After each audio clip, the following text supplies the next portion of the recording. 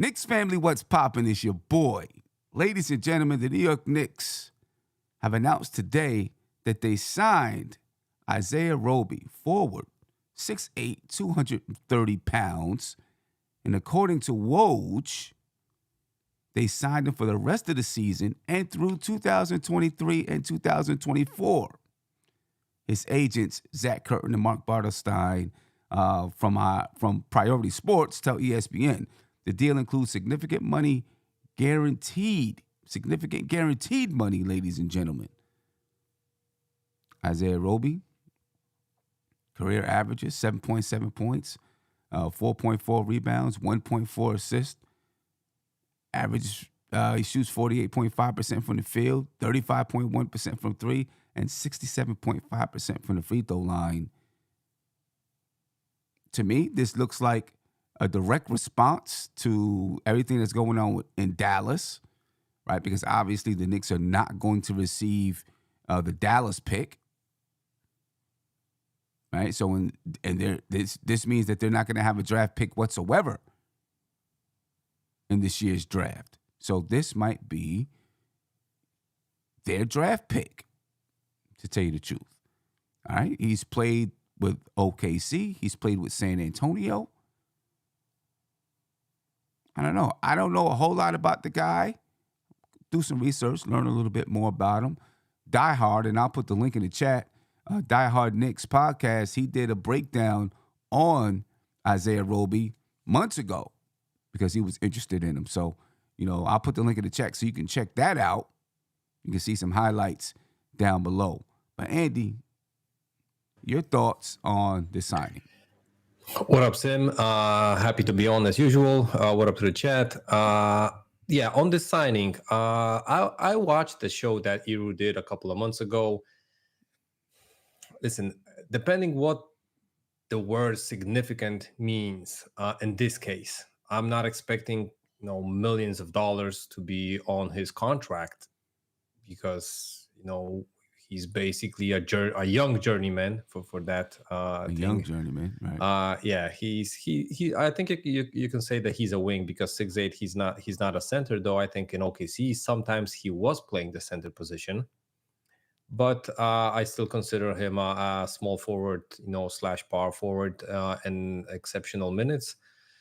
Like you said, he played in OKC and most of his time in San Antonio. So right. Those are organizations, San Antonio, a little bit better probably, with Pop on coaching bench. Meanwhile, OKC, it's hard to judge them, but they're just a young crew in the NBA. Huge possibilities, plenty of talent there. Mm-hmm. Question is, why he left the Thunder and went to the Spurs, right? So, right. Sometimes those kind of things, make you wonder why was that the problem, right? Right. And then why was he waived by the Spurs? Right. So, it makes you wonder, and maybe, who knows, maybe he didn't feel as though he was going to have a future in San Antonio. And his agents just talked with the Spurs and said, hey, let him go. We think we have a spot for him. You know what I mean? Will he get playing time with the Knicks? I don't see it. But, this front office they have a knack for making sneaky moves and having it pay off in the long run. And it may not even pay off with him on the floor. It may pay off somewhere else down the line.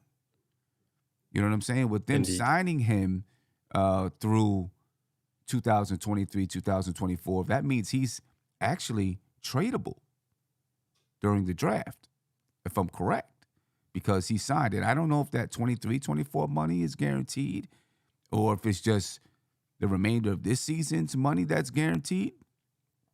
But because he's under contract, he's tradable. Right? Now, who knows if there's someone the Knicks are interested in Roby. Acquiring Roby or whose team is interested in acquiring Roby or what. But this front office they've made a habit of doing little things like this that pay off later on Um, and sometimes you don't understand the moves, but then later on you do understand the moves. Anyway, the Knicks assigned the young man to a 2-year contract. Well, I'm sorry, not a 2-year contract. For the remainder of this season and through 2023, 2024, the deal includes significant guaranteed money. It's hard to say exactly what that means, right? Very hard to say what that means. I would expect that it means, the veterans man. I don't know if you can call him a vet, but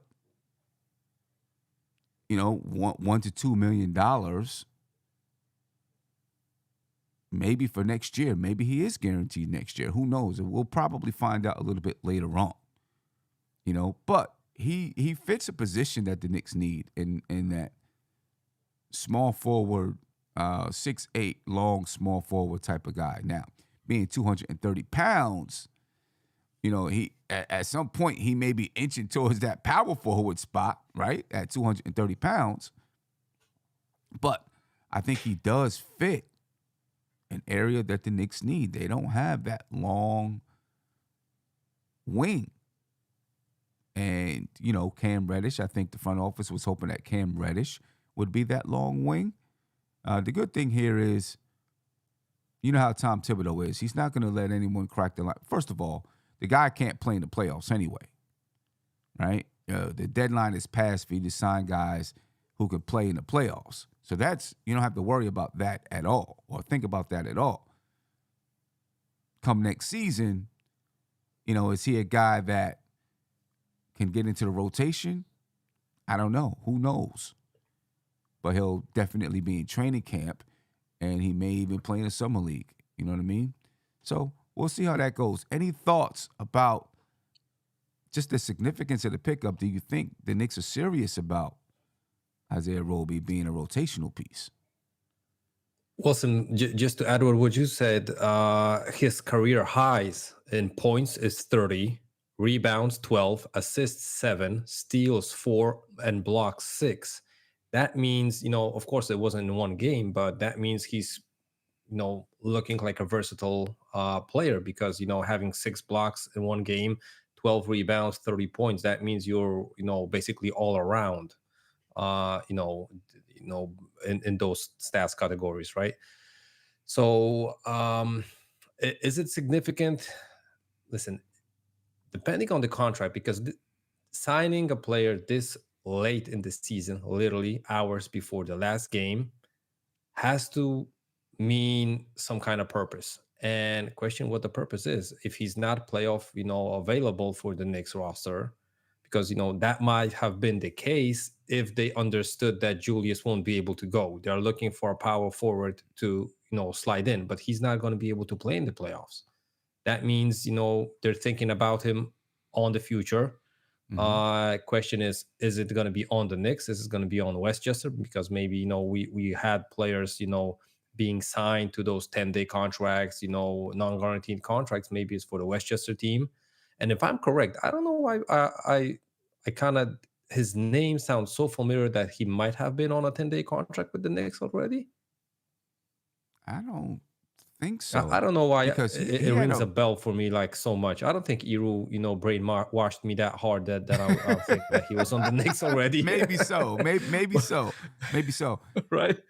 From 2019, but this he had a contract with the Dallas Mavericks, 4 years, $6.7 million.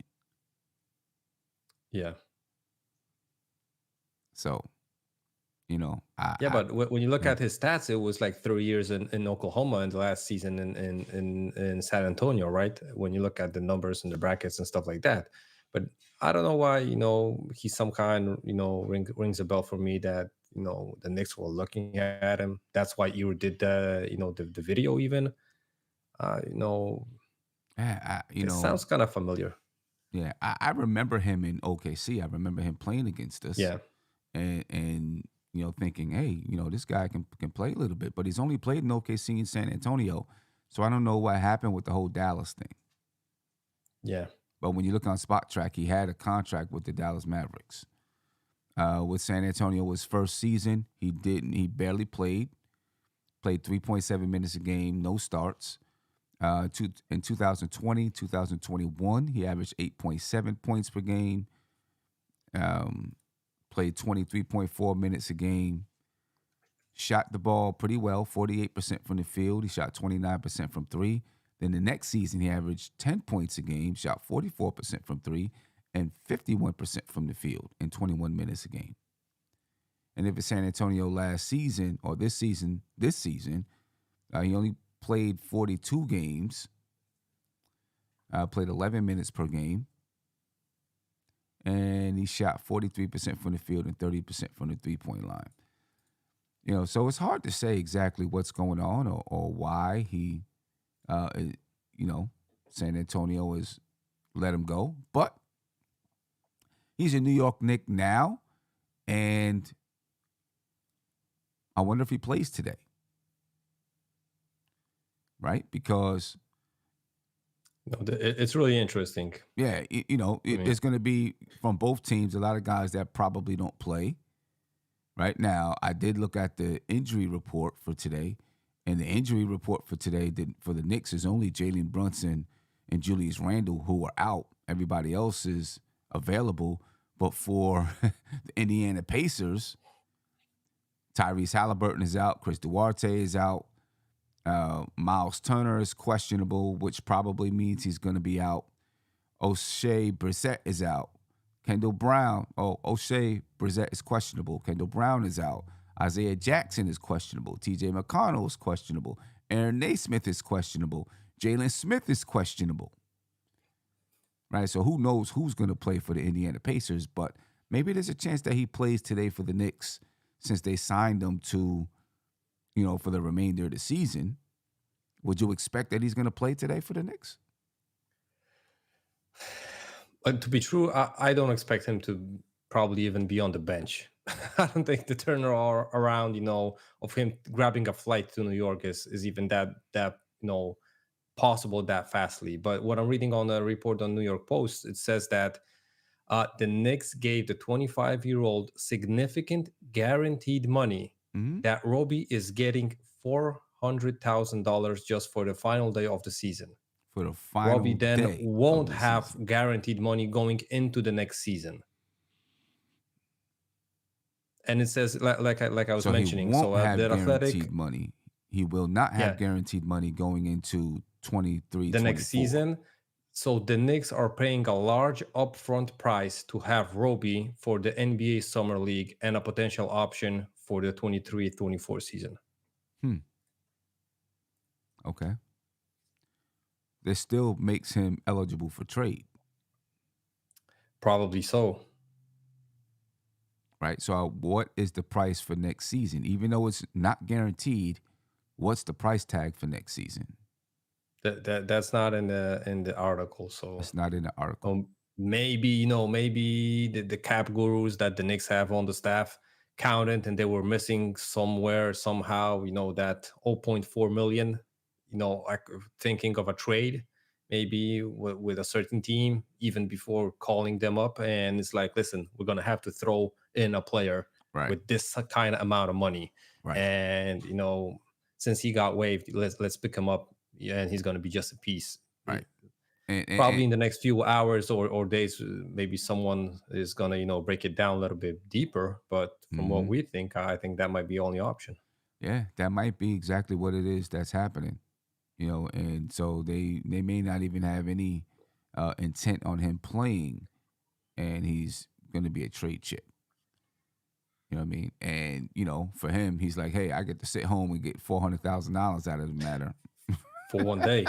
For one day, right? I'll take that job. I'm going to tell you what. If I'm paying somebody $400,000, I'm flying him in, and he's playing today. Even for the second half, just, right? Even for the second half. Paying him $400,000, he is playing today. You know what I'm saying? He's gonna lace him up. I don't care what kind of shape he's in. He's getting on the court. He's gonna do something. $400K, shoot, got to do something. But he may be there for summer league, and he's been in the league for 4 years already. right? I mean, I guess. I mean, older guys have played in summer league, but he's been in the league for a while already. Who knows? I think it's just one of those little crafty moves that the front office is doing, to set themselves up for something bigger. And if that something bigger doesn't happen, maybe they get a player, that can give them some decent, a couple of minutes off the bench or something like that. Or maybe there's somebody that they want to look at and explore, who he is and what he does. You know what I mean? But either way, the Knicks have signed Isaiah Roby. You see a couple of highlights down below. Career averages 7.7 points a game, 4.4 rebounds, 1.4 assists, shooting 48.5% from the field, 35.1% from three, and 67.5% from the free throw line. So we'll see what this whole thing is about and, what happens with Isaiah Roby. All right. I think the expectation is that you won't see him today. It's probably more than likely that's the expectation. As for the Knicks, seems like they're going to roll out the regular lineup. Any thoughts on that, Andy? Just, the Knicks seemingly are going to roll out, Emmanuel Quickly, Quentin Grimes, R.J. Barrett, Obi Toppin, and Mitchell Robinson. That's what it seems like right now. Right. We don't have any, injuries reported from the Knicks PR.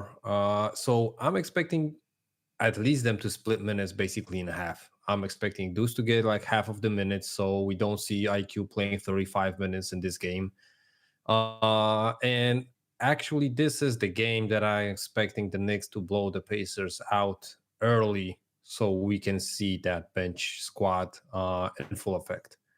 I'm not saying if I'm Quickly and if I'm Hardenstein, I'm even telling Tibbs, listen, I want to play because I want to be close to the full season thing. One is going to be 82 games, Isaiah, and Quickly is going to be 81 games, played this season, right? So I think that's an important feature for those guys. And I'm at least expecting Tibbs to hold them back as far as minutes goes. Yeah. As for the Indiana Pacers, it's hard to say who's going to play, but Nembhard looks like he's going to play. Ben Mathurin, Jordan Enora, Aaron Naismith is questionable. Isaiah Jackson is questionable. So who knows who's actually going to be on the floor for the Indiana Pacers? They don't have a whole lot of guys that seems like are definites out there. A lot of guys are questionable. But, I mean, I would agree. I think the Knicks will probably blow this team out as long as these guys are playing. Quickly, Grimes. I have Josh Hart up there. It should be R.J. Barrett. But as long as these guys are playing, it should be a blowout tonight. You know what I'm saying? Or today at 1 o'clock in just about 10 minutes. It should probably be a blowout. And then the Knicks will march into the playoffs, ladies and gentlemen. They'll march into the playoffs. And next week we'll do some breakdowns on the Knicks versus the Cavs. We'll have an entire week to build up. To the Knicks versus Cavs. We still don't know when game one is going to be. It's either going to be the 15th or the 16th, or at least I haven't heard anything about game one. Have you, Andy?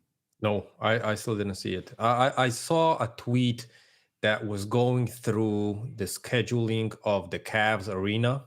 And they said, like, listen, they can't do it now because there's a concert. There's someone else playing in the arena. So the NBA is probably going to, look after, other events happening at the arenas. That's why, they said, I think it might be the 16th and the 18th and then the 20th and the 22nd in New York. But I'm not, don't quote me on that one. It was just a funny tweet from not a reporter, just a fan, that he checked the venue of the Cavs and he was looking where when it's booked and stuff like that. So yeah. Who knows? I mean, I'm pretty sure the Knicks are going to play either the 15th or the 16th. And then, see, I did see something on when I was looking up tickets. and I was on the Cleveland Cavaliers like Ticketmaster page or something like that, and there were dates there. I don't remember what the dates were. The only one I remember is that Game 2 was on Tuesday the 18th. That's the only Yeah. one I remember. Right, Game Yeah. 2 So of the series was on Tuesday the 18th. I went to check back, and the dates were gone. So I don't know what happened there. You know what I mean? I don't know what happened there, but all of those dates were gone. So we still don't know when the Knicks are going to play. And I think the first game was the 15th because I was surprised that they played on the 18th and not the 17th, given that the first game was on the 15th. Yeah, so I think on that schedule, it showed the first game being on the 15th and then the second game being on the 18th, Tuesday the 18th. So we'll see. We would expect after today, because after today, the play-in should be set or will be set since it's the last day of the season. And I mean, you would expect some kind of a schedule to come out tomorrow. And I know it's been trouble for people who want to buy tickets and some people that maybe want to travel to Cleveland or whatever. It's been trouble for them, trying to figure out when are the Knicks actually playing in the playoffs. But we have an entire week to break down the Knicks versus the Cavs, and that's what most of the content that you will see next week will be Knicks versus Cavs and some breakdowns between the two teams. You know what I mean? Today's game for the Knicks, for both teams, is highly insignificant, right? The Indiana Pacers are out of it. They're not even trying. The New York Knicks don't need to try. They're already in it. The only thing that has significance today is really the West Coast, right? There's some significant things going on in the West Coast as far as playoff, seeding and playing and positions and stuff like that, right? Obviously, we know the Dallas Mavericks took themselves out of it when they tanked. They flushed the game down the toilet. Any thoughts on that, Andy, with the Dallas Mavericks, basically flushing the rest with a significant chance to get into the play-in? They flushed it down the toilet. Any thoughts on that at all? Well, yeah, for one, I think it was, like you said, it was blatant that they did that because from just looking at the play-by-play, you saw guys scoring like 5-6 points in a row, and then he got benched. Guys scored, two buckets, and he got benched. And I was like, listen, it's not going to be. You don't need to pull out an investigation to see what's happening here. Cuban is looking at the game tying or game winning shot from Theo Pinson, and he's laughing that he didn't make it, right? So it was a poor act on their part. Then again, the whole investigation thing, Sim, I don't think it's going to have any repercussions, towards the Mavs unless it's a fine. So because I don't see them, pointing out stuff to the Mavs that they couldn't do, for example, to the Pistons, to the Spurs, and to there's a couple of more teams that were tanking for way longer than just one game, as the Mavs did. Right. I know that that it was clearly one game for them and stuff like that, but I don't think the NBA can justify punishing the Mavs while not doing it to the Pistons or to the couple of teams that were on the bottom of of this year's NBA season. Right. I guess the issue would be that, I mean, like you said, it's blatant, right? They were there. They had a chance to get into the play-in, and they decided we're not messing with it. I think that is probably the issue and why there's an investigation going on. My thing is this. Let's say, people are saying, hey, they should take the pick. Well, if they take the pick, then what happens to the Knicks? So the Knicks get punished for what? Right? If they were to take the picks from the Mavs, what would happen to anything that was supposed to come to the New York Knicks? right? Who knows how that would go? I mean, would they take the pick and give it to the Knicks? I doubt they would do that if they say, or maybe it would be a future pick. But would that really be punishing the Mavs? And if you give him a fine, is that really going to punish him? Mark Cuban has billions of dollars. He doesn't care about a 500, 600, a million, $2 million fine. That's not going to do anything to Mark Cuban.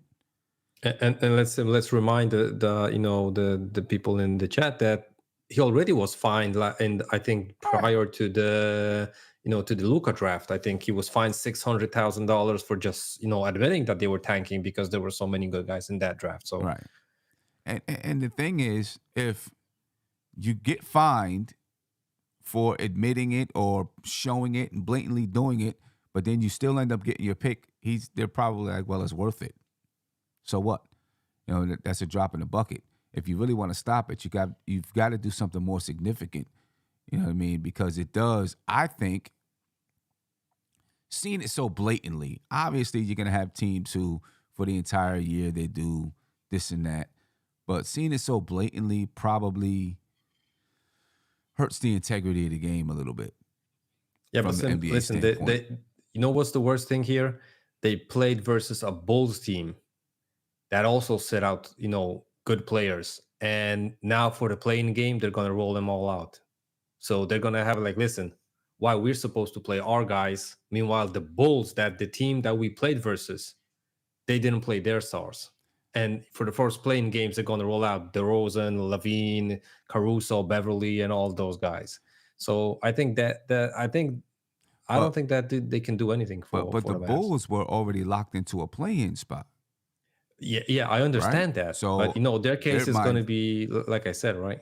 Right, but their mindset, the Bulls, because if I was arguing if Dallas said that to me, well, the Bulls didn't play theirs, I'd say, well, they were resting their players because they already got into the play-in. They, I don't know if they could get better or not. I don't think they could even do better.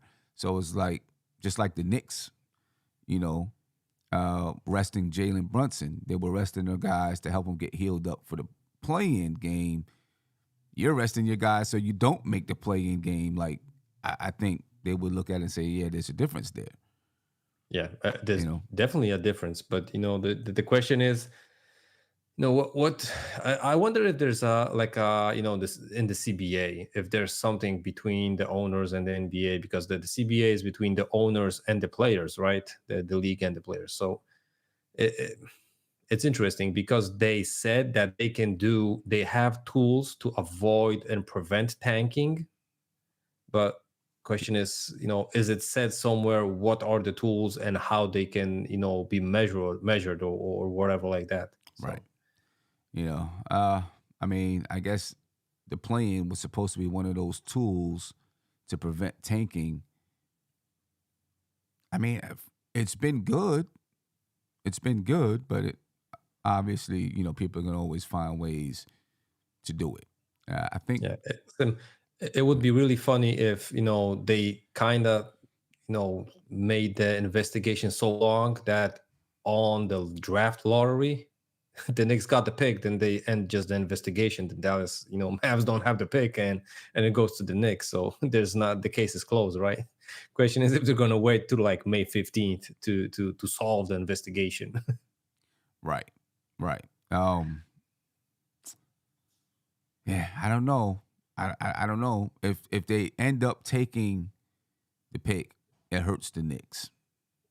You know what I mean? Now, I've been told by somebody that, like, all hell's broken loose in Dallas, over this whole thing.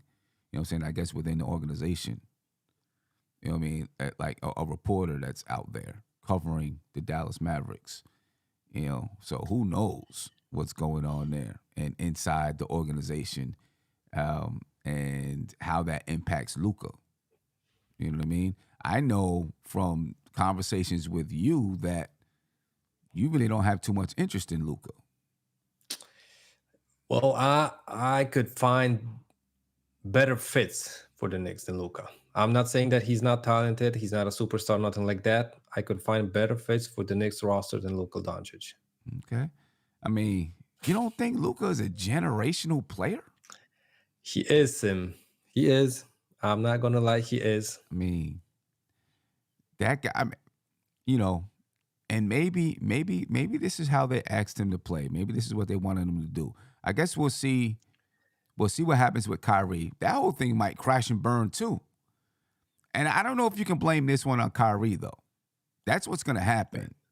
That would mean Kyrie has a really strong effect on breaking a team down in like 2 months. 2 months, you know what I mean? I don't know if you can blame this one on Kyrie. Things were obviously going sour well before Kyrie got there. As a matter of fact, with the Mavericks, bringing in Kyrie was like a last-ditch effort, I think, to try to get things on the right track, try to get things going well. They messed up with Jalen Brunson. Obviously, years ago they did the KP trade. That didn't work out for them. So I think bringing in Kyrie was, hey, we got to do something. And it didn't work, right? Because the team already didn't have chemistry. You know what I mean? And that thing might crash and burn and tear down. There was a report out there that said some people in the Dallas Mavericks, some people with the Dallas Mavericks believe that Luka could ask out or ask for a trade, in the coming seasons, maybe 2024 or something like that. Yeah, I don't know. It's crazy. The NBA is a crazy world. It's definitely a crazy world. But, ladies and gentlemen, I do want to let you know there's only 2 tickets remaining to the Knicks versus Cavs Game 4. So if you want to get those tickets, you better get them. You better get it now. There's a link in the description of the video. You can click on that link and get all the details that you need. But there's only 2 tickets left. And I expect those 2 tickets to be gone by the end of the day. All right. Yesterday, we expected that they were going to be sold out, but, somebody ended up not being able to make it. So they're there. You have an opportunity. If you weren't able to get them, you might want to get them now. You might want to get them right now if you have if you have the opportunity, folks, because they'll be gone before the night is over. Maybe even before this Knicks game is over. They'll be gone. But I'm going to let you guys go. Andy, will you be available to jump on the post-game show? I believe so, Sim. And just for the last words, let's go Knicks. Happy birthday to our guy, I am Jarrell and Kareem from back in the day. Yeah, happy birthday. Happy birthday, man. People getting older, man, as we speak. I guess everyone's getting older as we speak, but people feels like older. We know each other for like 10 years now, right? It's almost like, it feels like it. What's this, 2023? And Flagpole Kev, like for 20 years, because he has his birthday like twice a year. Twice a year. Yeah, Kev has a birthday twice a year. Right? Twice a year. It's Kevin's birthday. Anyway, ladies and gentlemen, we'll be back on the post-game show. We appreciate your time. Be easy. Enjoy the game. And we'll see you in probably about 4 o'clock. We'll see you about that time. Peace, ladies and gentlemen. We're out. Peace. This is NBK, nothing but Knicks. When Sim passed the assist, you know that it's #1 show that breaks down the game. If you can't play defense, stay out my way. Dribble the ball, come down the lane. 5 seconds on the shot clock, who gon' win us the game? You wanna hear Nick updates and trade rumors? Post-game reviews, this the place you tune in. So tell a friend just to keep the ball moving. Like the page if you feeling the movement. Every game we coming to win. Give us a sub like a player that came off the bench. This is NBK, nothing but Knicks.